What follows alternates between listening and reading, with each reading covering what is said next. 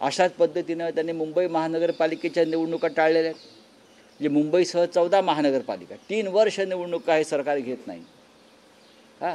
3 वर्ष मुंबईसारख्या महाराष्ट्राच्या राजधानीच्या महानगरपालिकेत नगरसेवक नसतील, पुण्यात नगरसेवक नसतील. आपण पाहिलं असेल की राष्ट्रपतींनी शेवटी पत्र लिहिलं आहे आयुक्तांना. राष्ट्रपती पुण्यात आला होता आणि पुण्यातल्या रस्त्यावर जे खड्डे आहेत त्याचा फटका राष्ट्रपतींना बसला आणि राष्ट्रपती एवढा बेजार झाला त्या खड्ड्यांमुळे की त्यांना शेवटी दिल्लीला गेल्यावर राष्ट्रपती भवनातून पुण्याच्या महापालिका आयुक्तांना पत्र लिहून खडसावावं लागलं की रस्ते दुरुस्त करा, हे आपले राष्ट्रपती सांगतात. मला भीती वाटत होती की राष्ट्रपतींचा ताफा कुठे खड्ड्यात अडकू नये, कारण ज्या पद्धतीनं रस्त्यातल्या पुण्यातल्या खड्ड्यात ट्रकच्या ट्रक आतमध्ये गेलेले आहेत, टेम्पो आतमध्ये खड्ड्यात गेले, तर राष्ट्रपतींचा ताफा अशा कुठल्या संकटात सापडू नये ही भीती आम्हाला वाटत होती. पण 14 महानगरपालिकांच्या निवडणुकासंदर्भात सुद्धा कोर्टानं हा अशा प्रकारचा निर्णय घ्यावा. आता निवडणूक आयोगाचे काही अधिकारी मुंबईत येत आहेत, निरीक्षक. निवडणुका कधी घ्यायच्या विधानसभेच्या? खरं म्हणजे या विधानसभेच्या निवडणुका हरियाणा झारखंडबरोबर घ्यायला हरकत नव्हती, काहीच हरकत नव्हती.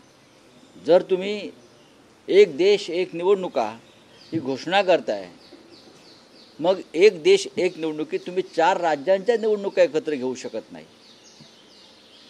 आता ऑब्झर्वर येतील,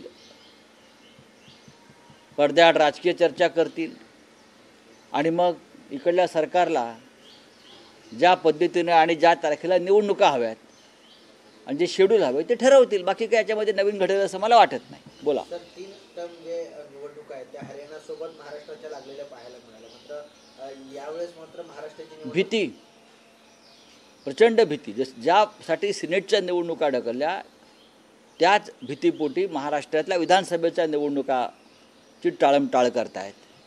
त्यासाठी मुंबई महानगरपालिकेसह 14 महानगरपालिकांच्या निवडणुका हे घेत नाही आहेत. हे अत्यंत डरपोक सरकार आहे, भेदरड सरकार आहे, बुळचट सरकार आहे.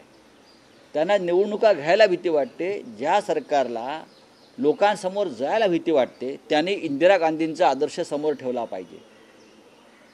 इंदिरा गांधींच्या संदर्भात मतभेद असू शकतात काही त्यांच्या कार्यासंदर्भात, पण आणीबाणीनंतर प्रतिकूल वातावरण असतानाही इंदिरा गांधी निवडणुकांना सामोऱ्या गेल्या. त्या निवडणुकीत इंदिराजींचा पराभव झाला, पण माझा पराभव होतो आहे म्हणून इंदिरा गांधींनी निवडणुका पुढे ढकलल्या नाहीत किंवा निवडणुकींना सामोरं जायचं टाळलं नाही, लक्षात घ्या.